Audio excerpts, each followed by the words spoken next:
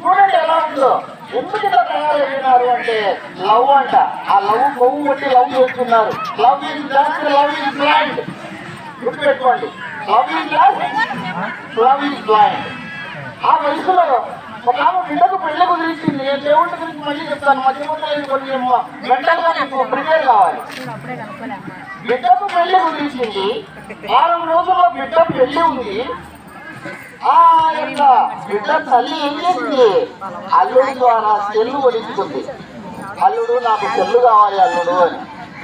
మా అత్తమ్మ నా మీద ఎంత ప్రేమో, నన్ను సెల్లు కొనియమని చెప్పిందని చెప్పేసి ఆ సెల్లు కొనిసుకొని ఆ కాబోయే అల్లుడు ఈ అంతా రోజు బతకాన్ని కొట్టుకుంటున్నారు. ఏంటో సెల్లులో. చూడండి ఎలా ఉందో. ఆ సెల్లులో మాట్లాడుకుంటూ ఈడు బిడ్డకు మూడు కావాలన్నా వాళ్ళ అమ్మకు మూడు కావాలని చెప్పండి. బాగా వినాలి మీరు. ఇప్పుడు జరుగుతున్నటువంటి నిజాలు చెప్తున్నా. నిజం మాట్లాడేవాడు ఎప్పుడు కూడా చేదు మాత్రలా చెప్తాడు. ఆయన చెప్పినాడు, వేపాకు మొదటి నుంచే చేదుగా ఉంది, రెండోసారి నుంచే తీయగా ఉంది అన్నాడు. తినగా తినగా వేము తీయనుండు అని చెప్పాడు ఆయన. ఆ రోజు ఏమన్నా చెప్పాడు అన్నమాట. మొదటి రోజు చేదు గుర్తుంది, రెండో రోజు తీయగుంటుంది, ఏదైనా అంతేమా దిగితే లోటు తెలుస్తుంది అని. ఆయన చెల్లు గురించినటువంటి దానికి ఇంట్లో ఉన్నటువంటి డబ్బు తీసుకుపోయింది, బంగారు తీసుకుపోయింది, ఆ కాబోయే వాళ్ళతో లేచిపోయింది. దేవుడు మాట్లాడతారు సార్ అన్నదండి. జరుగుతున్నటువంటి యథార్థం మీకు తెలియాలి.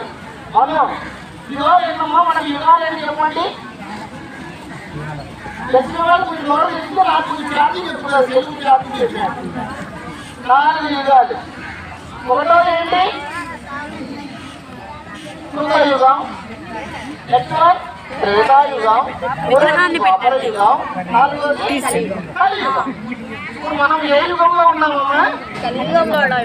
కృతయుగంలో దేవుడు ఏ అవతారం ఇచ్చాడో చెప్పండి.